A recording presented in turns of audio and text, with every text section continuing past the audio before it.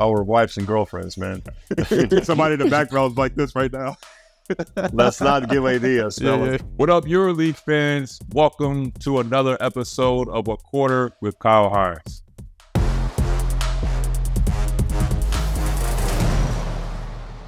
Today, we have a very special episode. We have a couple movie stars or featured stars, including myself, on today's episode. Today with me, we have from Monaco, Dantas Manajunas, and from Olympiacos, Shaq McKissick. All of us are featured on the recent release documentary or docuseries, if you want to call it, Overseas. Guys, what's up, man? Thank you guys for taking a part and being in the quarter with me. Of course. Happy to be here. It's a pleasure. First off, my first question is, all of us have, kind of a similar experience, going through this documentary or this filming process. What were your first thoughts when EuroLeague approached you guys about being a part of this whole process? For me, I was excited because the company that was a part of the docuseries, it made it feel like it was a big deal. We got Demo, we got Kyle. So I was like, man, to even be on a platform with these type of guys, for me, it meant everything. And once the guys flew out and started recording, I think I kind of finally realized how big of a deal it was about to be. And not to say like I brushed it off, but it was just like, I was like, man, they really pulling out all the stops for this one. My wife was ready, but for me, I was a little bit timid at times, but it ended up working out, and it was a blast. For me, right away I was really excited because I always wanted to give as much as possible experience that I really collect through my career and use it for good, for future players that are going to come to the EuroLeague and overall to Europe. So I felt like this is going to be a perfect moment for me to share my experience, share my thoughts about it's not easy to leave your home place where you're born, Sure. You're living all your life to move to different part of the world and try to make a home out of it. So I think the tips, I'm pretty sure, guys, that you shared and I shared, I think is going to be very useful for younger guys, younger generations, and younger EuroLeague players, how to adapt, adjust. Like I said, I think this is amazing thing to have this type of series, and I really hope it's going to keep on growing and going to continue to develop. Shaq, you touched on it a little bit, but everybody I talked to, they said the real stars of the show weren't us. It was our wives and our girlfriends. And when I approached my wife, she was all for it. Like, she was ready. Like, she was like, yeah, tell them to come shoot on this day. Tell them to come shoot on this day. Like, she was all ready. She had the outfits, everything already planned out. So when you talk to your girlfriend and your wives, how did they feel about it? I think we'll be nominated for Best Supporting Actors because, they stepped up and showed out. It's like they've been waiting for this moment, like, this fairy tale in their minds, and it just came true. And I was like, man, dang, that's crazy. But yeah, man, my wife was super excited. Even my family back in the States, they were super excited. As Demo said, for our journeys to be documented in the way that they were was a real beautiful thing. And it was real, and it was raw, and it was authentic. And, I think our significant others often have gripes, but, I think at the same time, it's amazing opportunity for all of us involved to be playing in a league like this. So again, for that to be documented, it was truly one of a kind. What about you, Demo? How did your girlfriend feel?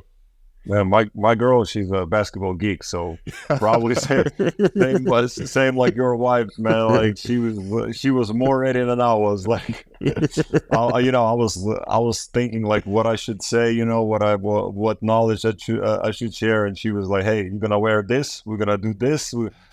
I was like, who's Sunday in Monaco, not a lot of places are open. She's like, "Don't worry, I'm gonna find all the places, everything." She was definitely more ready than I was, and but like I said, it's nice, like that support. Guys, without that support, it's really miserable to live alone on a place that you don't know where you're at. So that support, that readiness, I think it comes not only for this series, but it comes for all our careers, all our lives overseas. So that's a huge thing for me, at least. So we got to give her credit for the Louis Vuitton bucket hat that you were wearing. That's the Definitely. Yes, she's a model, so she sets up all the outfits. So if you want to tease me, you don't tease me. You're teasing her. It was I thought it was fly. I was like, man, I should have. If I knew he was going to put the bucket hat on with the Louis Vuitton, I would have thrown something different. Yeah, that's a fact. And Kyle, at the game when you guys came to play us here in Athens, your parents met my wife. I believe at the game, and that just made her night that she was recognized. She was like, "Oh my God, Kyle's mom is so sweet," and she was like, she had me laughing and cracking up. So that made her night for sure. Yeah, absolutely. I mean, you know how our significant others are. I mean, they're kind of already part of this, kind of club and is, together. So, they don't know each other, they all automatically already know each other through the same network. So, from my parents and, my wife, like she was excited just to kind of be a part of, and have opportunity for her side of the story to be told, because a lot of times, like you said, we're always the protagonist. Everybody's always talking about us, but really they're kind of the, like you talked about before, Demo, like they're really the main factors, kind of the main stars in our lives. And they're the reason why we're able to kind of, play the way we play and be able to operate the way we operate. So I was really happy that, that they were able to get featured, and they were able to really get shown. And hopefully, like I said, I mean, I think it was really cool for that aspect of it all. Now, I want to ask, part of this is like, showing our private lives. We kind of had to get a little bit vulnerable. I know, it was a little bit strange. Last game we played, I'm sitting there warming up, and, they're showing the preview on the, the Jumbotron. And then they have, my wife giving birth to my son, in front of 15, 16,000 people before we played. I'm just like, it's a little bit, strange, kind of like showing that vulnerability and, that kind of that private life. So it was like, did you guys, question, or were you a little bit nervous about, really getting, really deep into, some of your stories, or showing kind of a different side that maybe, the average fan or average person really doesn't know about? I got a lot of people in my life, and I have a lot of stories that I feel like were a true testament to me getting to where I am now. So I wouldn't say I was like waiting for this my whole life, because I've done other things and, other articles, other documentaries. But for me, it was the perfect stage, and it was the right questions asked. And I feel like the guys did a real good job at interviewing us and making us feel comfortable to get that out of all of us. But for me, it for sure was a lot of vulnerability that was being shown, and it felt invasive at times, but I feel like it was for a greater cause. So I didn't really feel any type of way about it. But to your point, like when it plays on the Jumbotron above me and I see myself or hear myself talking, first I see Demo and I'm like, oh, here we go. And I just, try to lock in. I just block it out.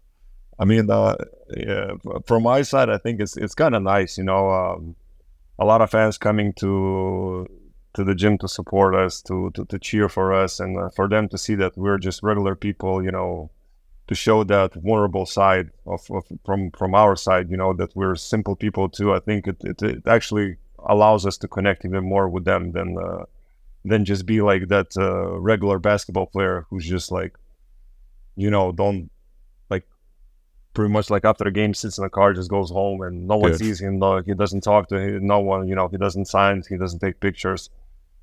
There are guys like this. Everyone chooses how they want to be viewed and how they want to interact with the fans. But I think this is also from my side. It's gonna be a really big thing for our fans to see that vulnerable side. Yeah, I agree absolutely. Now, was there any fans or your family members, even your teammates that, that came up to you and was like, that have watched it, that had seen it, that were surprised, about, things they didn't know about you, things about your story, thinking about your past? Like, even for me, like my coach came up to me, he was like, do you really get up at 6:30 in the morning every morning? I was like, yeah, like, I enjoy, waking up in the morning, be with my kids and stuff like that. He was like, nah, he's like, I didn't, and when I seen it, I didn't believe it. I was like, no, like I really do it. That's really a part of my day. Like that's how any other normal, get your kids ready for school and you go.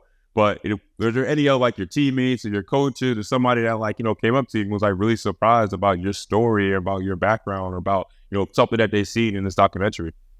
Well, not for me per se, because I mean, a lot of my teammates, especially my coaches, they know a lot about like my background and history and stuff like that. But I guess it was a few parts. But for me, like when they come around and they bring it up, I get shy. So I'm just like, I just like, yeah, whatever. Yeah. And I just kind of walk away and drop it because I'm just like, man, I know that you've seen it. We don't have to do this right now.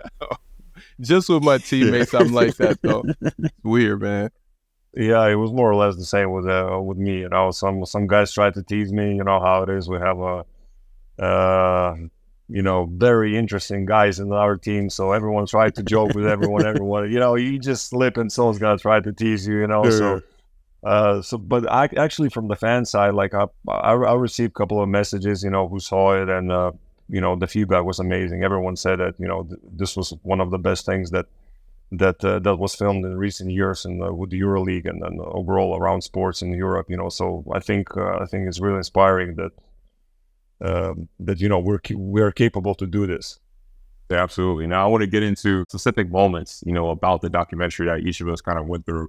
Demo, I want to talk to you about, having the Final Four played in your home country and the type of feelings that, that we were able to see, having your family, your friends and people that have been there for a long time, even despite the result. But what was that feeling like to have the Final Four at home and to have it in front of your family and friends? So, from the side of the Final Four in my hometown, I think it was amazing. It was one of the nicest events I've been into as a basketball player. So, I think the gym is amazing. It was really prepared well, and the city was prepared well. So, whoever I talk to right now, after a year almost passed, everyone is answering that it was like amazing experience, amazing food, amazing people. So everyone is super happy. So I'm really happy that my kind of city did well in this event. Personally, for me, I hated it. I know. Oh it's my a lot. God! Like it's a lot. It's a lot. And I will tell you, it's not enough. It's really not enough talking about like, okay, families there, friends are there. So, those guys kind of get it, okay, Final Four. I turned off my phone. I said, listen, I'm getting off the Instagram. I'm getting off everything. I cannot deal with this.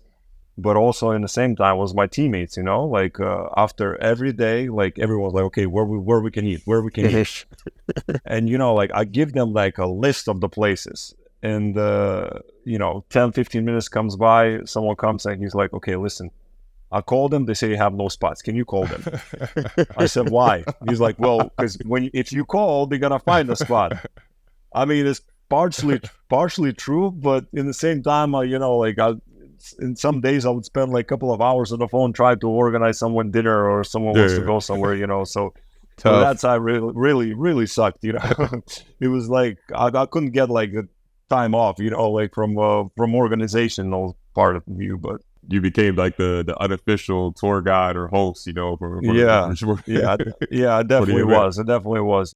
From basketball side, I think it was beautiful. I think, sorry for Shaq. I mean, I really cheer for y'all. I really cheer for y'all.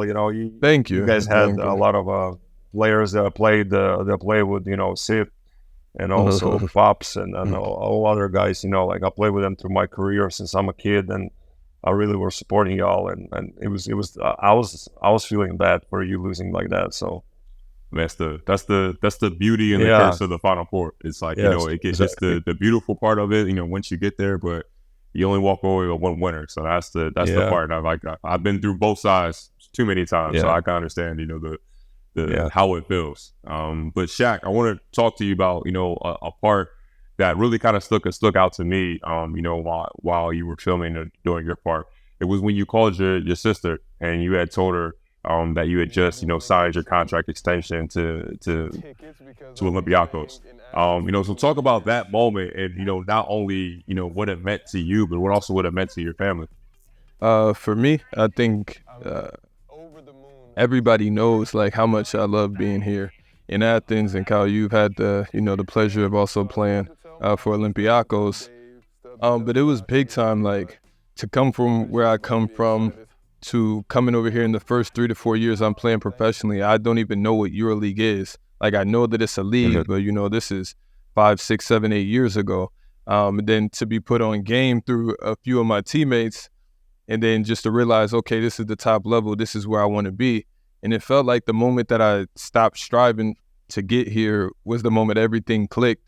And to have the pleasure to play somewhere that you're this comfortable, I think is real far and few, in between for a lot of players. Like I've seen a lot of guys come and go, and no knock to them or any of that. I just didn't want my career to be that way as far as like having to move. But when you play in a place like Athens, to me, it's like it's my number one destination. Like I also love Istanbul and, love playing in Turkey as well. But for me, my family loves it. My wife loves it. It's very easy for us. It's super laid back. So to get those, 2 extra years, I'm going to be trying the same thing next season, hopefully just be able to finish it out here. Yeah, I mean, we all know too, like it's not easy to find a home in Europe. We've had teammates or players that have played on, maybe played 10 years and played 10 different teams. So, speak a little bit about, Shaq, about, Athens becoming not only your home, but your family's home. And also, I think a part that people don't always see overseas or don't always understand overseas. It's not just an opportunity for us, but it's an opportunity for our extended family too, to come and visit, to really feel a part. Like with the whole rivalry thing over here, like the first game that I ever played, it was right before COVID, and it was almost just like it was written in the stars, from having that big game. And the way that the culture, the fans, on both sides, Pana side, Oli side, all embrace me, embrace my family. It's not something that I was able to feel anywhere else in the short, in the few places that I played. So to play in a country that loves hoop, loves basketball, loves competition, for me, it's a no-brainer. It's where I feel comfortable. And also, it's very easy for my family from the States to travel in and out of. We don't have to worry about too much visas and paperwork and stuff like that. And, growing up in America, Athens or Greece is just everybody's kind of like top destination of like fairy tale vacations. And then they get here and it's like, yeah, it's dope, but it's not the islands, so it's like, it's a distinct difference between Athens and the islands.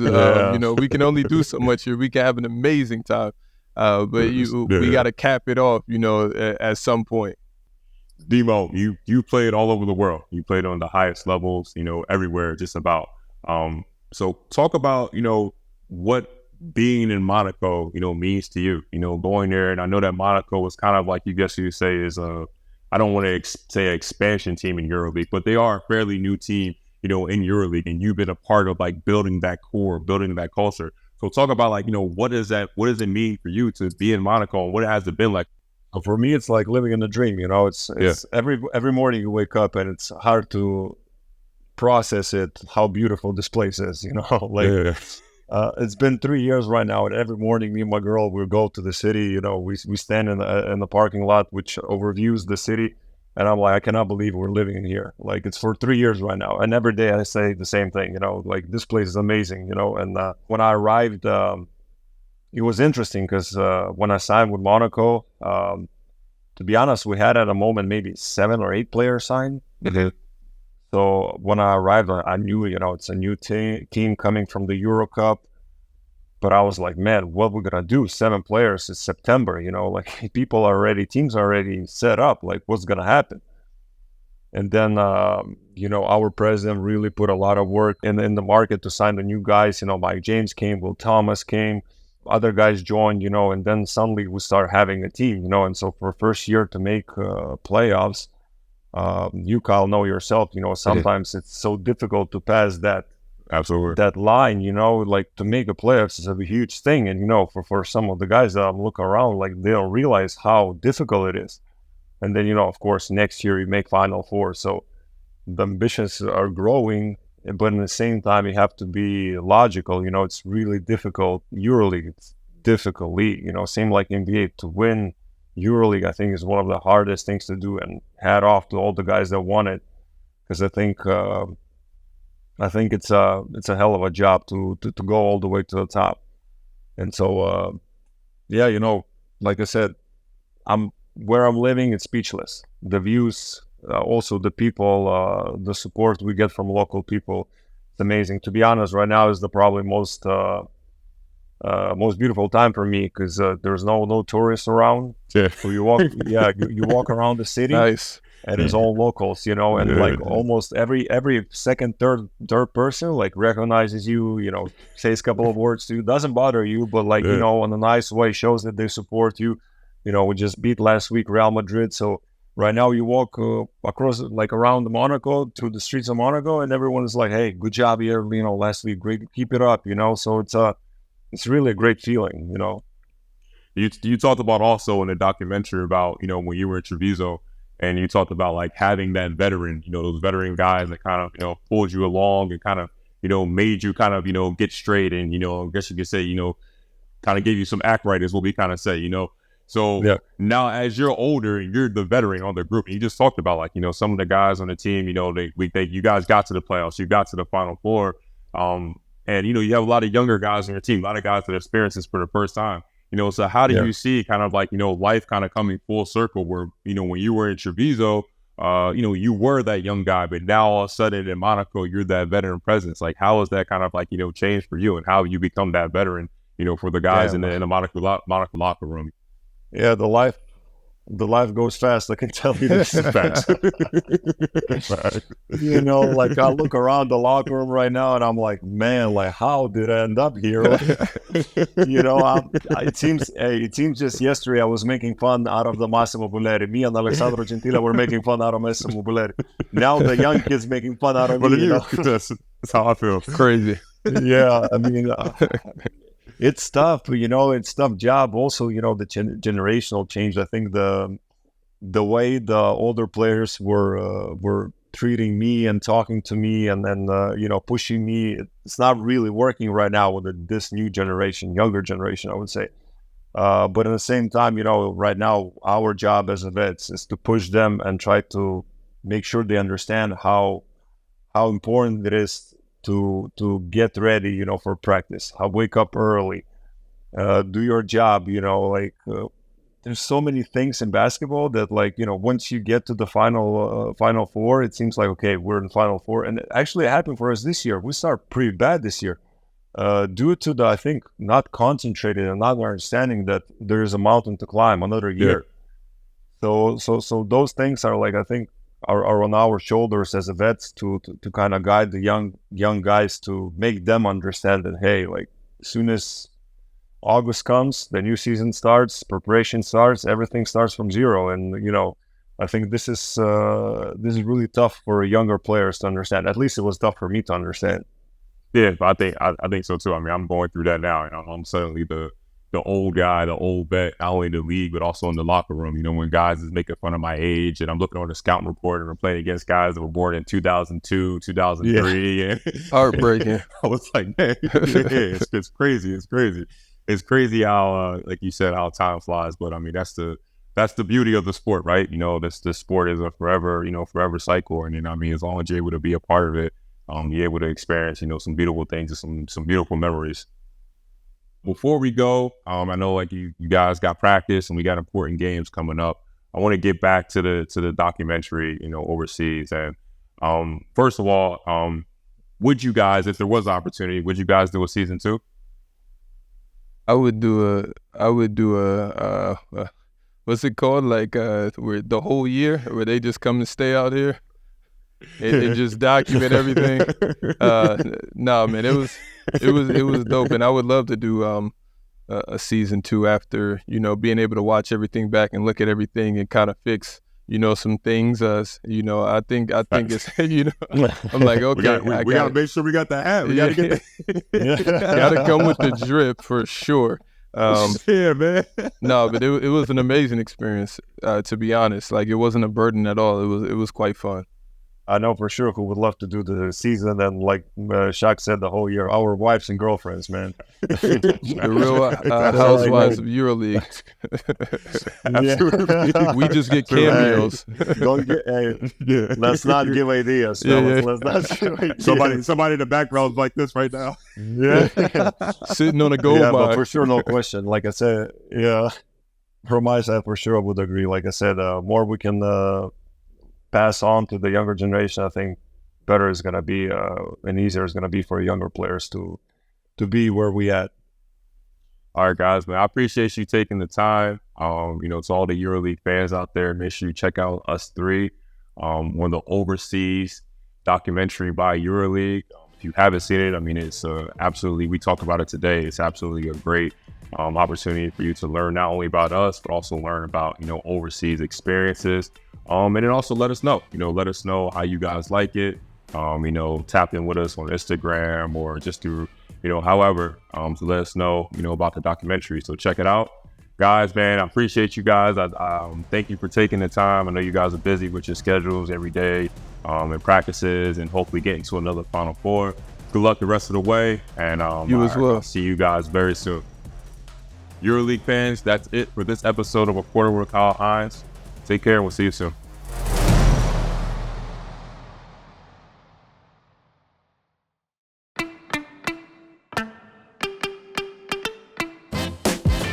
With playing overseas basketball, there's also, some sacrifices that you have to make, and part of those sacrifices is family.